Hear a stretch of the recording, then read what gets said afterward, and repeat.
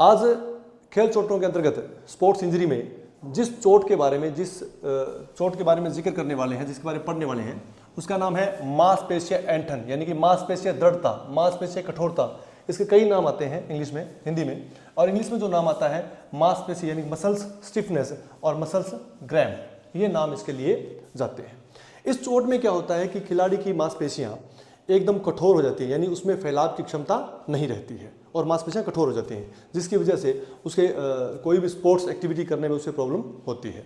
किन किन कारणों से ये चोट या ये मसल स्टिफनेस पैदा हो जाती है, उनके बारे में अपने जिक्र करेंगे। पहले जिक्र करेंगे जिसके बारे में, वो आप एक बार देख लीजिए। ये कहता है कि मुख्य जो कारण है, सबसे पहले होता है स्ट्रेन। क्या होता है? स्ट्रेन। स्ट्रेन भी क्या है? एक खेल चोट है जिसका जिक्र हम पहले क्लास में कर चुके हैं। स्ट्रेन में क्या होता है कि खिलाड़ी की मांसपेशियों में खिंचाव पैदा होता है। क्या होता है? खिंचाव। स्ट्रेन में एक थोड़ा सा जिक्र कर देता हूँ, मांसपेशियों में खिंचाव पैदा होता है। मांसपेशियों का मतलब कि मांसपेशियों और हड्डियों को जोड़ने का काम कौन करते हैं? टेंडन करते हैं। कौन करते हैं? टेंडन। मांसपेशी को हड्डियों से, अब देखो ये मांसपेशी हमारी हड्डियों से चिपकी रहती है, जिसके कारण ये चिपकी रहती है, जो इसके हड्डियों से जुड़े रहते हैं उसे बोलते हैं टेंडन। हिंदी में क्या कहते हैं उसको? कंडरा। क्या कहते हैं? कंडरा।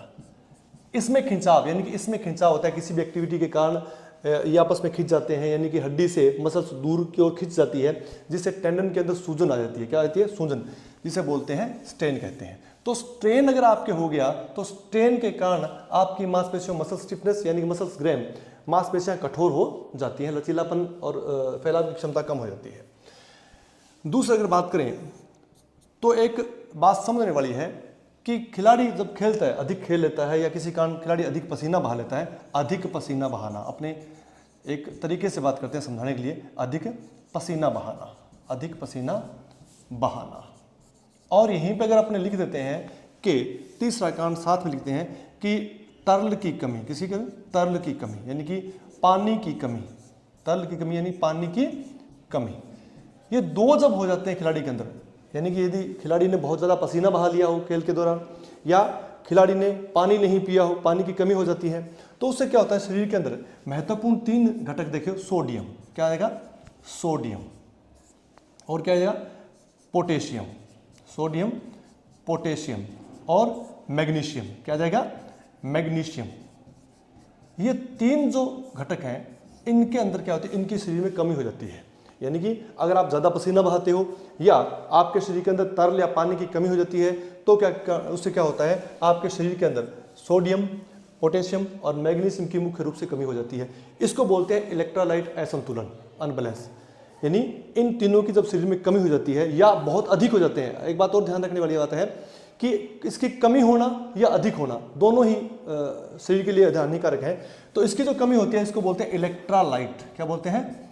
इलेक्ट्रोलाइट असंतुलन, इलेक्ट्रोलाइट असंतुलन। तो यहां पर प्रश्न किसी प्रकार से बन सकता है। देखिए आप, स्ट्रेन तो आपको बता ही दिया, महत्वपूर्ण कारण है स्टिफनेस का।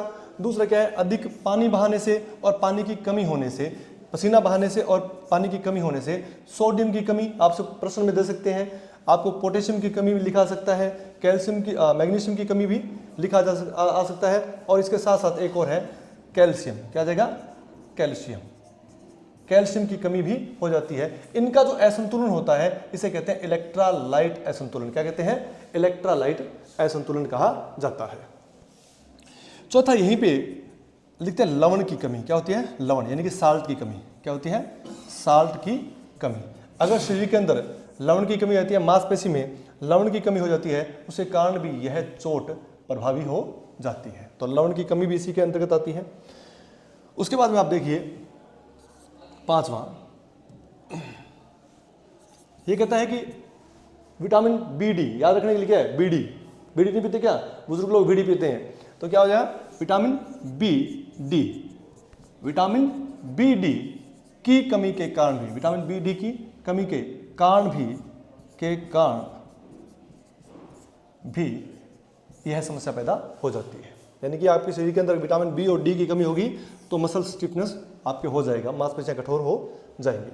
उसके बाद कहता है अगर आपकी मांसपेशियों में जो वेंटिलेशन होता है, यानी कि कार्बन डाइऑक्साइड का ऑक्सीजन का आना और कार्बन डाइऑक्साइड जाना, ये अगर अनबैलेंस हो जाता है, यानी कि ये कहता है कि जब मांसपेशियों के अंदर ऑक्सीजन की कमी होती है, किसकी कमी होती है? ऑक्सीजन की कमी। ऑक्सीजन की कमी होती है प्रभाव, तो क्या होगा? ऑक्सीजन की कमी होती क्या हो जाएगा? अपने शरीर के अंदर जो ये कार्बन डाइऑक्साइड है इसकी वृद्धि हो जाती है। कार्बन डाइऑक्साइड में क्या हो जाएगी? वृद्धि, यानी कि ऑक्सीजन की कमी तो कार्बन डाइऑक्साइड की वृद्धि। इसको बोलते हैं वेंटिलेशन जो होता है वो सही तरीके से नहीं होता तो इसको बोलते हैं मसल्स। क्या बोलते हैं? Muscles ventilation. मसल्स वेंटिलेशन की कमी। इसी के कारण भी मांसपेशियों के अंदर इस प्रकार की समस्या हो सकती है। सातवां, आपकी मांसपेशी के अंदर लैक्टिक एसिड, क्या है? लैक्टिक एसिड अगर अधिक मात्रा में जमा हो जाता है, लैक्टिक एसिड अधिक मात्रा में जमा होना, अधिक मात्रा में जमा होना, यानी ब्लड के अंदर क्या हो गया? आपके लैक्टिक एसिड जम गया तो वो क्या करता है? ऑक्सीजन के जो परिवहन है, ऑक्सीजन का जो आना जाना है उसको कम कर देता है, जिसकी वजह से मसल्स के अंदर स्टिफनेस पैदा हो जाती है। लैक्टिक एसिड के साथ साथ ये कहता है कि अगर आपने कोई ऐसा व्यायाम किया है जो अधिक कठिन है, यानी कि जैसा उतना कठिन व्यायाम, उतना मुश्किल व्यायाम आपने पहले कभी नहीं किया है, आप अगर उतनी मेहनत करते हो तो आपके अंदर इस प्रकार की समस्या पैदा हो जाती है, कठिन व्यायाम। यानी कि आपको इतना कठिन व्यायाम करने की आदत नहीं थी और आपने उसको कर दिया, इसकी वजह से भी ये समस्या पैदा हो जाती है। नए व्यायाम, क्या है? नए व्यायाम। आपके लिए कोई नई एक्सरसाइज है, नया खेल है, अगर आप उसको खेलते हो जिसके अभ्यस्त नहीं है मसल्स, अपने उस काम को करने के लिए मसल्स क्या है? अभ्यस्त नहीं है, उसके कारण भी ये समस्या पैदा हो जाती है। उसके बाद ये कहता है कि लंबे रेस्ट के बाद, लंबे रेस्ट के बाद दोबारा एक्सरसाइज शुरू करना, व्यायाम शुरू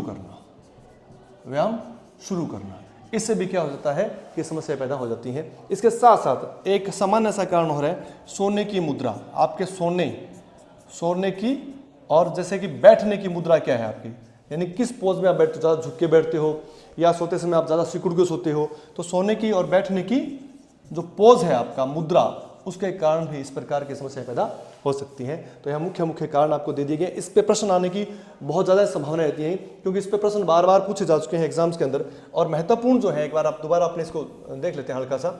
यानी कि जो महत्वपूर्ण कारण है पहला है स्ट्रेन, क्या है? पहला है स्ट्रेन। उसके बाद दूसरा है अधिक पसीना बहाना और या तरल की कमी, यानी पानी की कमी, इसकी वजह से सोडियम, पोटेशियम, मैग्नीशियम, कैल्शियम की कमी आ जाती है बॉडी के अंदर, और इसको बोलते हैं इलेक्ट्रोलाइट असंतुलन कहा जाता है। उसके बाद में लवण की कमी, नमक की कमी आप बोल सकते हो, बॉडी के अंदर, मसल्स के अंदर हो जाती है। BD यानी कि विटामिन बी और के कारण भी, विटामिन बी और डी के कारण भी यह स्टिफनेस पैदा हो जाती है।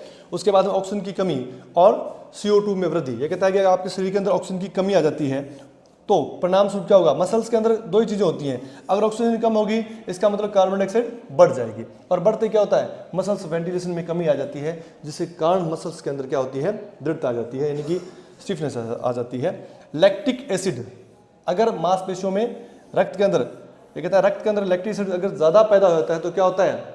जो ऑक्सीजन का जो परिवहन होता है, ऑक्सीजन की जो सप्लाई होती है वो कम हो जाती है, जिसकी वजह से भी हार्डनेस आ जाती है मसल्स के अंदर।